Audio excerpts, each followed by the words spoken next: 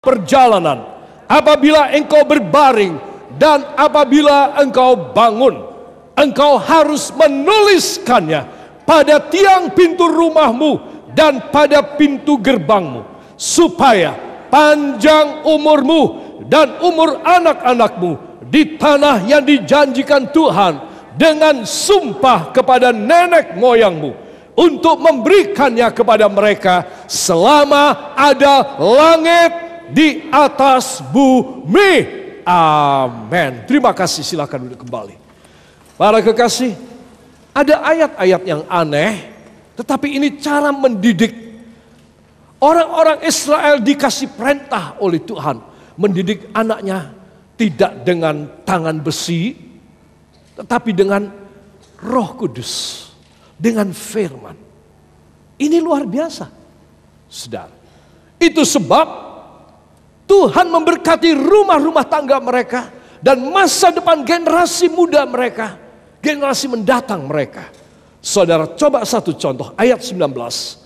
Kamu harus mengajarkannya kepada anak-anakmu dengan membicarakannya ketika kamu duduk, ketika kamu berdiri, ketika kamu berbaring, ketika kamu berjalan. Coba, semua postur tubuh kamu harus fokus pada mengajari anakmu firman Tuhan.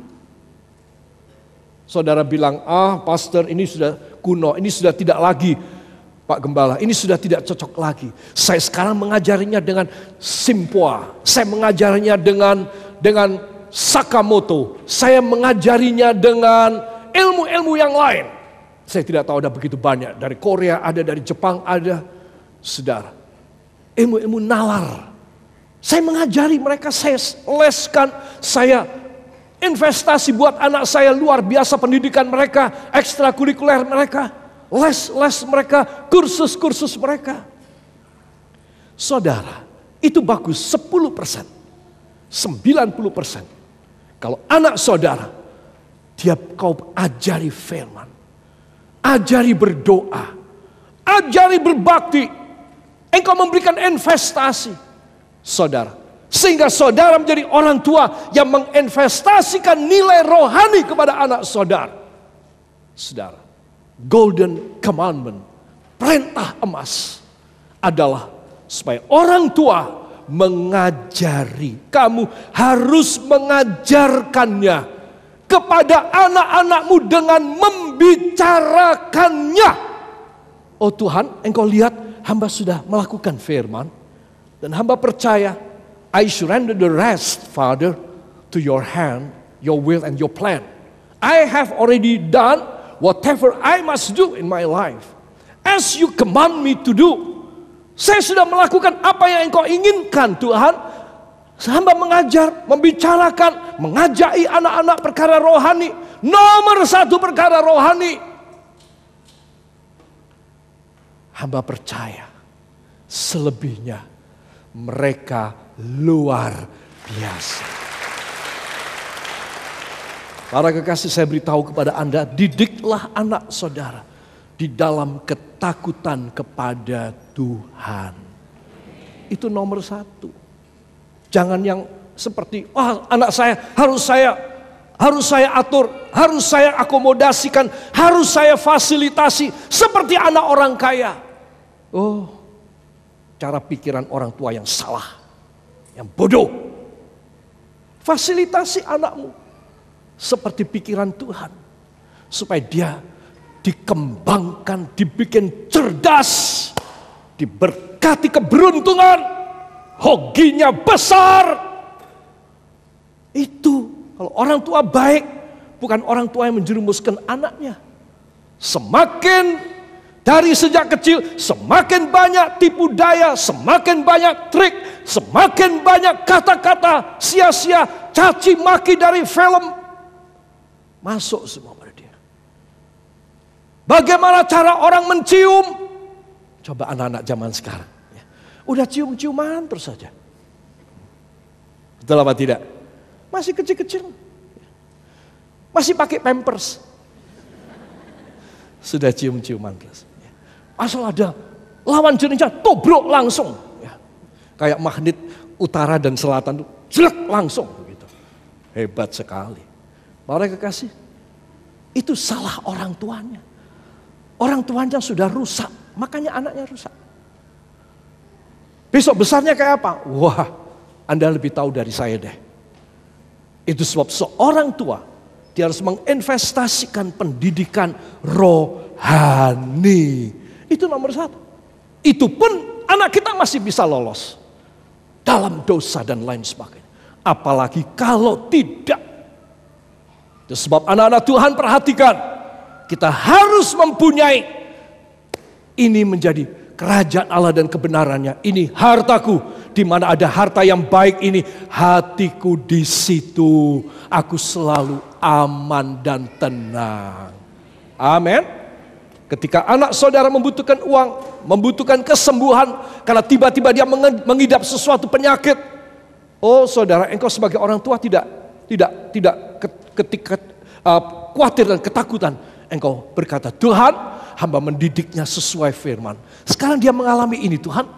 Dia mengalami kecelakaan atau dia mengalami sakit yang berat. Tuhan selesaikan. Saudara, maka Tuhan akan melakukan pekerjaan yang besar. Engkau mempunyai satu investasi yang bagus dalam hidupmu. Saudara, investasi yang kedua, ya, for your kids adalah golden embracement. Pelukan.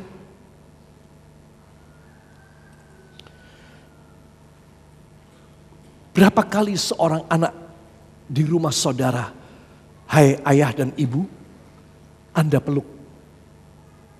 Oh, kalau dia pas kesandung jatuh, peluk, ya. Ben orang nangis. Selain itu apa? Nggak ada. Oh, setahun sekali kalau dia ulang tahun. Saudara, saya perlu menegaskan kepada anak cucu saudara, harus sering dipeluk. Apalagi 12 tahun ke bawah. Harus. Hatinya lembut. Hatinya penuh dengan kasih sayang. Hatinya bukan baja. Hatinya bukan kaca. Saudara perlu. Begitu banyak orang tuanya rohani, tetapi sayang tidak memberikan warisan kepada anak cucunya yang baik. Itu sebab pelajaran ini menurut saudara penting apa tidak? Penting, ya. Mulai sekarang anak-anak kecil di rumah dirangkul. Embrace artinya merangkul. Kasih hak. Bisikan kata-kata firman padanya. Pertama dia meronta, ya.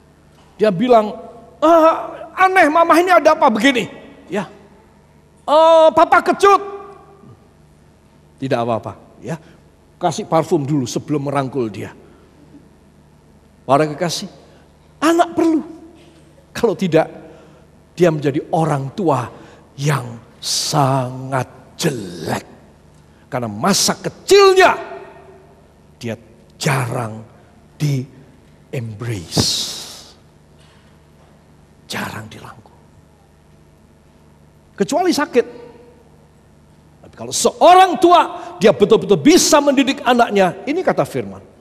Maka anak-anaknya dalam ketakutan. Apa yang ada pada ibu, apa yang ada pada ayah, yaitu nilai rohani, harta rohani, disalurkan, ditularkan, disetrumkan pada anak ini.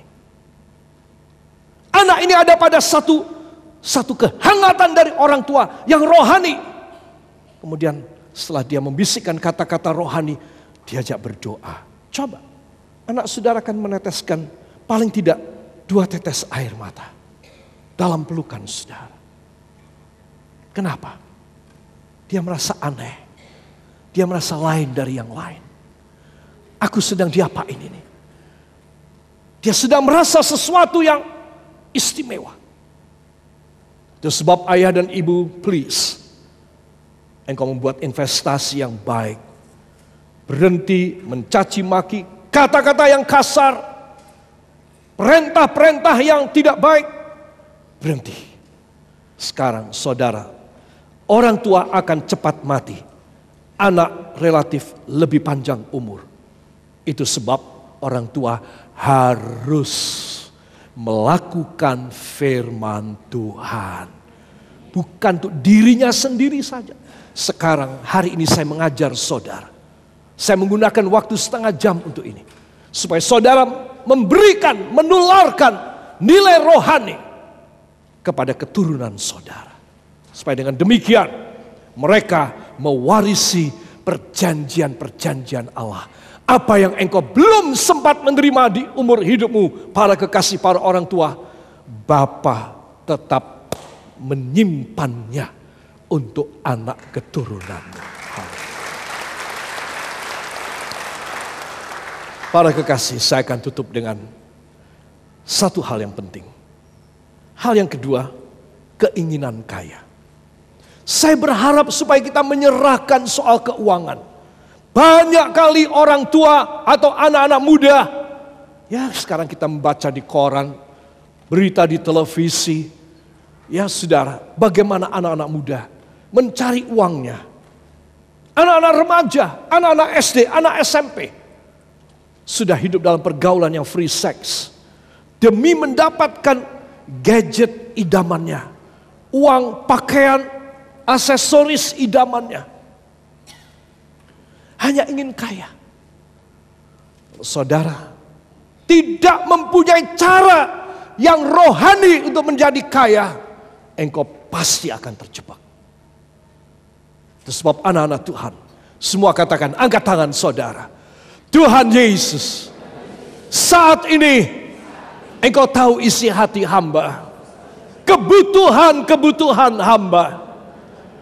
Di dalam nama Yesus, engkau melengkapi hamba, menutup kekurangan hamba di bidang keuangan dan fasilitas hidup. Dalam nama Yesus, engkau memberkati hamba luar biasa, karena hamba mempunyai nilai-nilai rohani. Hamba patuh kepada firman. Maka kekayaan ilahi dan kekayaan duniawi engkau beri kepada hamba. Dalam nama Yesus terjadi demikian. Ucapkan terima kasih engkau yang percaya. Terima kasih Bapa. Terima kasih Yesus. Apa yang kami doakan di dalam namamu, engkau memberi kepada kami. Dan kami mau merdeka dari perasaan miskin, merdeka dari perasaan dosa, merdeka di dalam anugerah-Mu, hanya di dalam nama Tuhan Yesus Kristus, Juru Selamat dan Penebus kami. Kita yang percaya mengaminkan. Amin. Haleluya.